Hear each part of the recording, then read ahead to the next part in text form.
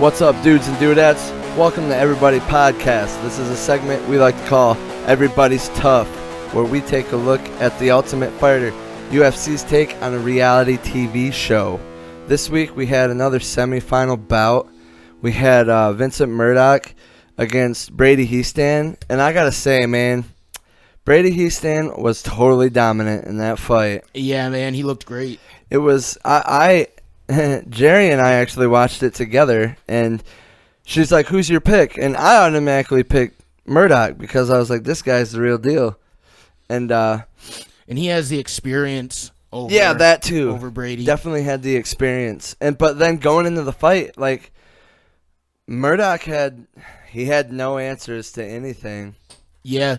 Brady took him down almost right away. Yeah, it took him down. It was less than a minute, and he was on the ground, and he was constantly moving on the ground, like circling around him, and just always had every time Murdoch tried to scramble out of something, Brady always seemed to have an answer for it. He was always able to, move into a more dominant position based off of what his opponent was doing. You could tell that he was ready to scrap too, and like how vicious he was being. Like every muscle in his body was just popping out because he was just controlling the shit out of Murdoch. That dude, I think that he's the real deal, man. And he was just landing ground and pound the entire time. Yeah. Every movement he made, he was throwing a punch or an elbow. And it's going to be a really good finale with Heastan going against Tercios, dude. Yeah. It's going to be a dope-ass fight between those two. Yeah.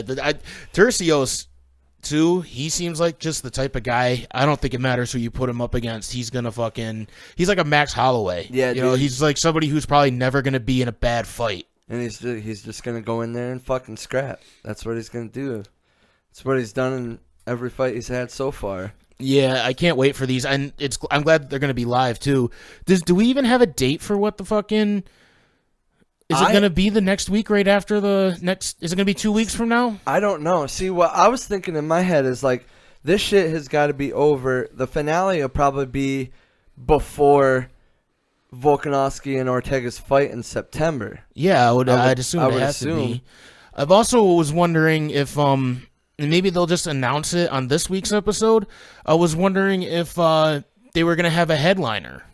Or if they're just gonna do the two fighters, because usually they'll have the two weight class finalists fight, and then there'll be already established UFC fighters that headline it. Yeah, and they're the main event. So I'm curious if that's what they're gonna do, because they haven't. I didn't even think about this, but they haven't really promoted anybody as being a headliner for that fight. No, nobody. All we know is the guys actually on the TUF contest. That's all we know. Yeah. So I guess we're gonna find out. But yeah, I hope they have a headliner. I hope it's not. I hope they don't just do the two fights and then have that be it. Yeah, because that's a shitty finale to a fucking season of TUF. Yeah, for sure. If we only get, we get the one fight finale, and then the next fight finale to see who's the bantamweight king, and then who's the was it middleweight? Yeah, middleweights. Yeah, so what next fight? Gabriel Urbina, is that what his name is? Urbina, Gabriel I think Urbina and Tresean Gore. Yeah, that'll be a dope ass fight, man. That's another semifinal fight. Yeah. Yeah, that's not the finalist yet. That's to see who's gonna fight Brian Battle. Oh yeah, that's right, Brian Battle, fucking man, dude. Let's hope for Tresean Gore all the way. What did you think of the prank? So, me personally, I would be freaked the fuck out, and I wouldn't even walk into that room. Ortega putting the snakes, like, no snakes, dude. And how big those snakes were? Are you afraid of snakes? Yeah. See, snakes don't bother me even a little bit, dude. I would be the first motherfucker to walk into that room and try and fucking... Really? Yeah, dude, absolutely. Gosh. I would have been, like, just like Volkanovski. Like, yeah, put that fucking thing on my shoulders. Let's fucking go. Dude, did you see how red his face was getting from holding the snake? Well, yeah, it probably weighed fucking 150 pounds. Yeah. And he was probably, nervous as shit, too. He was going to fucking sweat a little bit. Yeah. So, I mean, Ortega seemed to find it pretty damn funny. He was like crouched down in the hallway laughing his ass off. Yeah. before he said it, before they did it, he said that he's like, about 2 years ago I started buying exotic pets. What kind of exotic pets do you think he has? Yeah, you think he's got a fucking tiger, dude?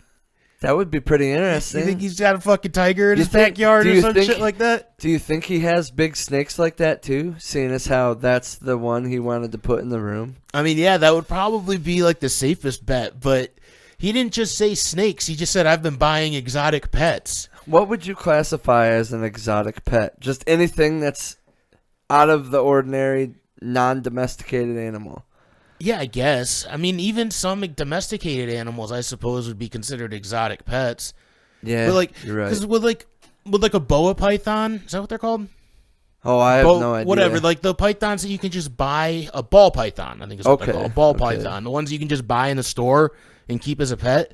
I don't know. I wonder if they're considered exotic. Or if it has to be something that you don't get in the store. That's pretty goddamn exotic to me. You want to know why I don't like snakes, dude? Why? So, back in the day when I was like, I don't know, 19, I used to date this girl, and I spent the night at her house one night, and she had a pet snake.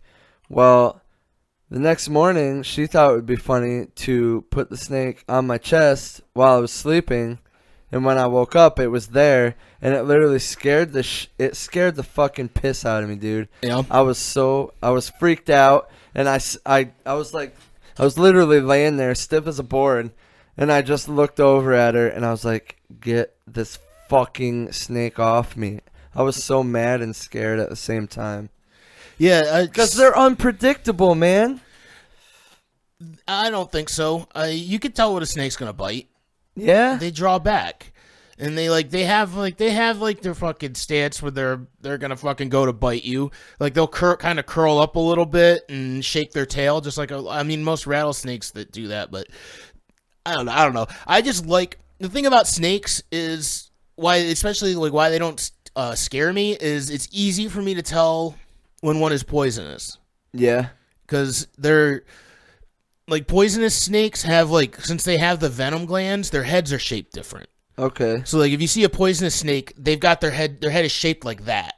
You know what I mean? Because you've seen, a rattlesnake before, right? And they've got, the big diamond-shaped heads. They're kind of shaped like this. If you see any snake that's shaped like that, they're poisonous because that's where they have the extra venom glands. If you see a snake that's just got a straight head that's just right even parallel with its body, then it's fine. Usually. I think water moccasins might be the only exception. Wow. Do we have those around here? Yeah, but they're not that common. Oh, okay. What kind of snakes do we have around here, man? We got a bunch of them, right? Yeah, there's rattlesnakes around here. In Pennsylvania? Yeah. Wow. I did not know that. Yeah, they're not incredibly common, but they have areas. There's areas, I think they're considered protected. You can't fucking kill them. But because that's how uncommon they are. But the thing is, once you fucking when there's a rattlesnake around, chances are there's a bunch of them around. They stay in they'll all live in one specific area. Yeah, and that's fucking freaky. Yeah, my boss. Well, you remember Mike? You worked with Mike. Yep. He had a problem at his place. He had a bunch of rattlesnakes, and he wasn't allowed to kill them. So they were just. He literally had to make sure he didn't run them over with his fucking lawnmower and shit. Wow, dude. Yeah. Did he lived in New York? Yeah, he doesn't live that close to us. It's probably, I don't know, 45 Campbell? 45 minutes away, maybe? Yeah, you're right. But yeah, he had a rattlesnake problem up there. He said it was I never saw him while I was up there working, but he said it was a problem, at one point. I don't know if it still is. He might. I screamed like a little bitch if I ever came in contact with one of those. Me and my brother tried to find rattlesnakes while we were down in Texas. God damn, dude. The only one we found, it was fucking 4 foot long, but it was already dead. Somebody ran it over with their car. It was just in the road. Holy shit. We tried to find scorpions too. Wow, I imagine those are pretty.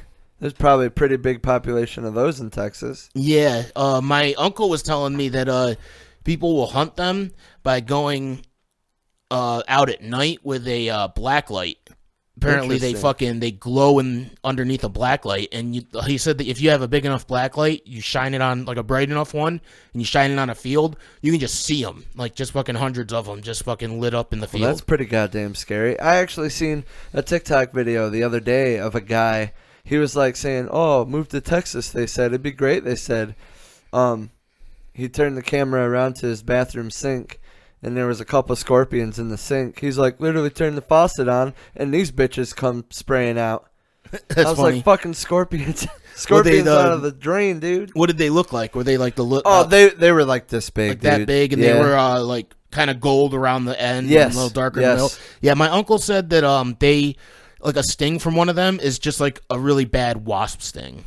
Oh, shit. It's not that, like, they won't fucking kill you, but they are like a problem. They're all over the fucking place down there. Yeah. No, that's why I'm glad I live in Pennsylvania, man. Because, I mean, we have shit, but for the most part, I haven't dealt with any of those scary animals around here.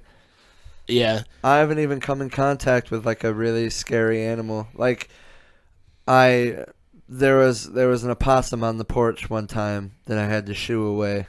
That's about as crazy as it's gotten for me for animal encounters. Possums aren't really scary. They're just stupid. Yeah, well, this one was literally, I can't remember what we were doing, but this was when Brad and I were we were young teenagers, like 13, 14. Yeah. We just got home from like a family thing, and as soon as we stepped on the porch, right in the corner, right off to the right, there was an opossum and like two babies.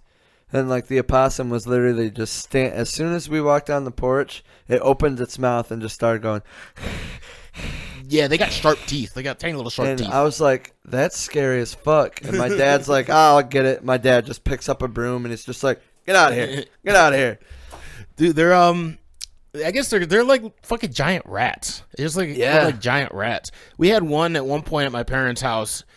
Right outside my living room window, their living room window, they have a bird feeder, and this little fucker he had his tail wrapped around a branch up above the bird feeder, and he was just hanging down upside down eating the fucking bird seeds and shit. Clever bastard. Yeah.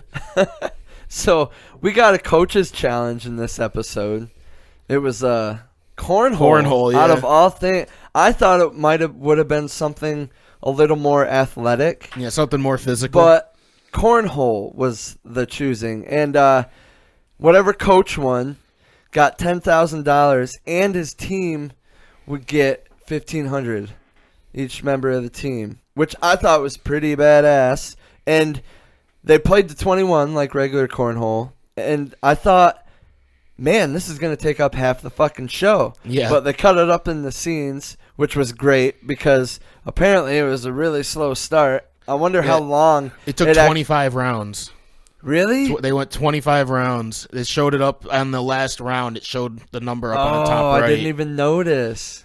Yeah, 25 rounds of cornhole. But it did, like, watching it, I was like, oh, yeah, cornhole does take a long time. Yeah, dude. But you know what? It's so much fun to play. Yeah. And I'll play that shit whenever I see it, any party I go to. For sure. I'm down with it. I want to get some fucking horseshoes, dog. Yo, that would be dope, too. Love horseshoes. Me and Jordan, after you guys left the other day down at the fucking park, we walked over to the horseshoe pits to see if they were maintained. One of them kind of was, but the other two were fucking not in good shape. But I want to get some bags of sand and a couple fucking sets of horseshoes and go down there and fix them up real quick.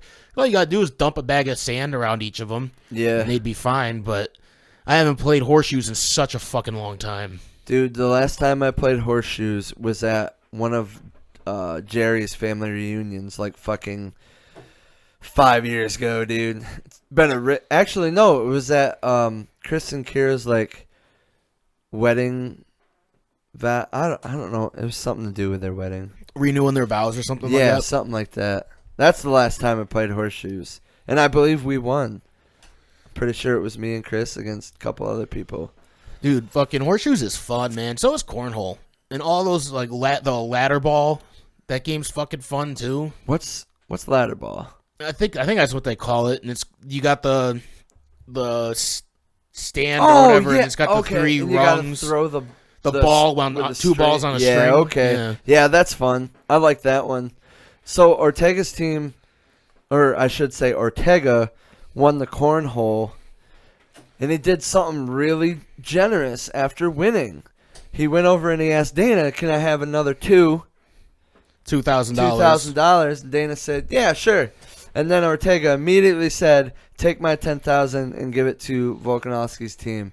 So every fighter in the contest got away with some money. Yeah, $1,500, he said? Yeah, dude, $1,500 for each fighter. I thought that was super generous, and it made me go, man, Ortega's a fucking great guy. Yeah, it's a real stand-up thing to do. Good for him, man. Yeah, he knew he had the money, so he's like, fuck it. And he's just like, what do I need? He's about to fight for the championship. Yeah, right. He's like, what the fuck do I need $10,000 for? These guys need it more than me. So, and he's pretty confident he's gonna win. So I mean, maybe he'll get that win bonus too.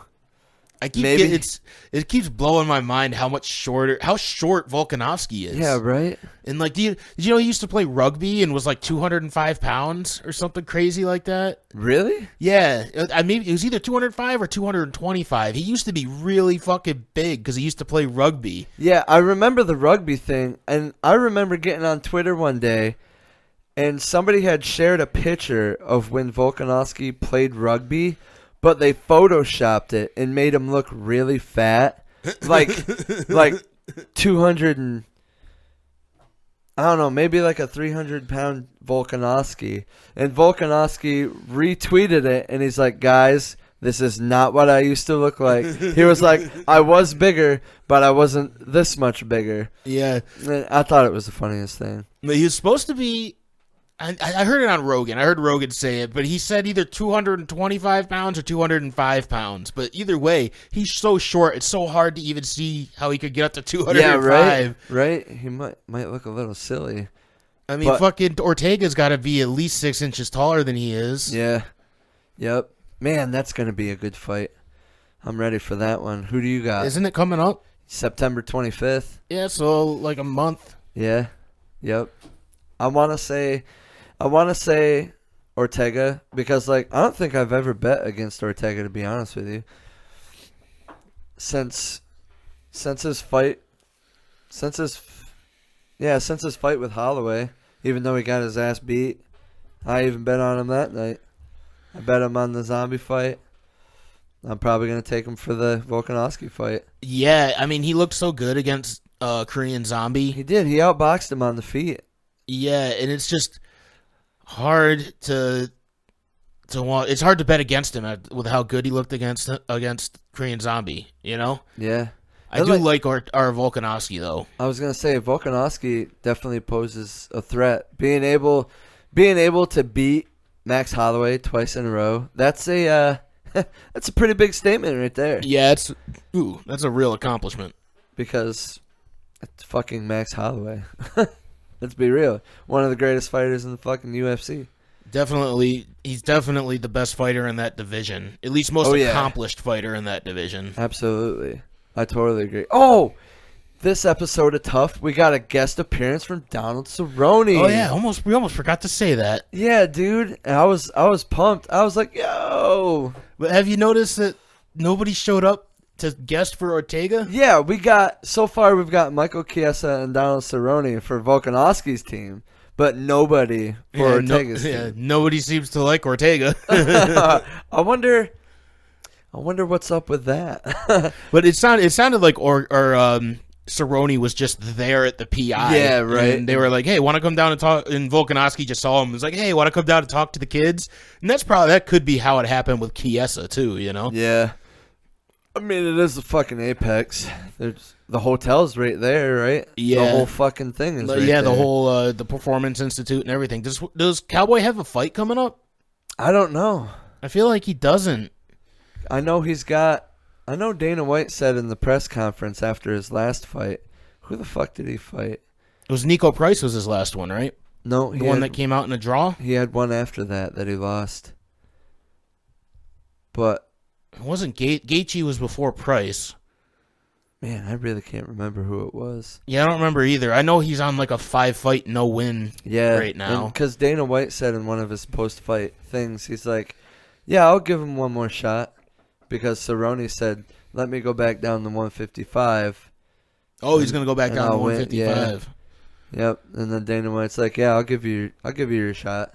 He didn't really say like this is your last chance, but he just said I'll give you a shot. I mean, he's such like a staple to the organization, and he's done so much in the sport. And if his mental, like if he's still mentally okay, why not just let him keep fighting? Yeah.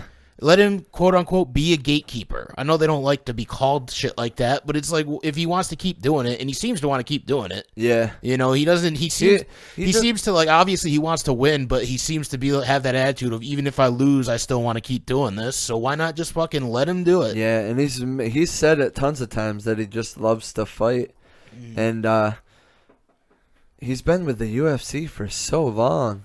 Yeah, I mean, long enough to break a bunch of fucking records. Yeah, dude. And, like, he's made a shitload of money. It looks like, if you follow him on Instagram, looks like he's always having fun, man. I do follow him on Instagram, and I always see him on the ranch, fucking riding four-wheelers, dirt bikes, shooting guns. He does look like he's having the time of his life, dude. Yeah. Just even outside of fighting, like, that guy's life is just fucking a constant adrenaline rush. Yeah.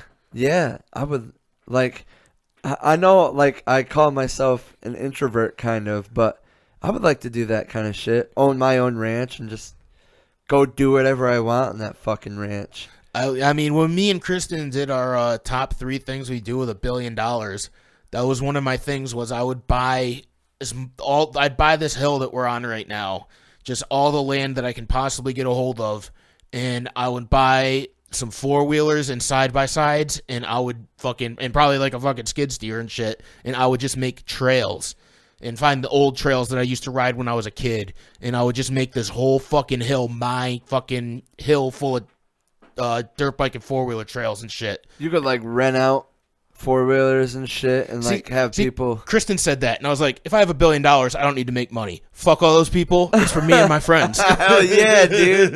Like, if I've got that much... maybe if I had $10 million, maybe I would do that, so that way I could fucking have another source of income. But yeah, right. If I had $1 billion, I don't fucking need to make money anymore. It'd just be... I'd just do it for me. And just spend, like, that would just be my life, is just fucking making trails and riding trails. God, that sounds amazing. You'd enjoy nature every single day while riding the goddamn fucking Polaris or whatever they're called. Yeah, dude. I mean, I used to do it all the time when I was a kid. My parents had those two big utility four-wheelers, and we would just spend... There were weekends where we were just 12 hours a day, fucking Saturday and Sunday, just on the trails and shit. Yeah. Brad and I... When our parents bought us our first four-wheeler, we had a 250 Yamaha Bear Tracker. It was a utility four-wheeler, but a 250 is really not that powerful, so it didn't really help us with much. But we went out on trails and rode, and I'm pretty sure every single night Brad and I got home from school, we would just go off somewhere, whether it be riding down the dirt road or finding a field, going into the woods. We did that shit all the time. I love doing that type of shit. Me and Alan, too. Like, when it was fucking summertime, I mean, we weren't supposed to, but every fucking day we were on those four-wheelers riding around. Like, yeah. Every fucking day we were on the trail. It's hard not to, man. It was fun. And all that shit's posted now. Even if... Because I think my parents still have one of the four-wheelers, but even if I got that fucking thing started... I can't ride on any of the trails that I used to. I tried to, a couple of years ago, find the old trails, but since they were all posted and nobody's allowed on them anymore, they get all grown out and you can't even fucking find them anymore. Yep. It sucks. That shit happened. That's why I want to buy this fucking hill and make my own fucking trails. We used to drive old beat up cars and the four-wheeler and shit out in the field behind my parents, and we had a really good trail.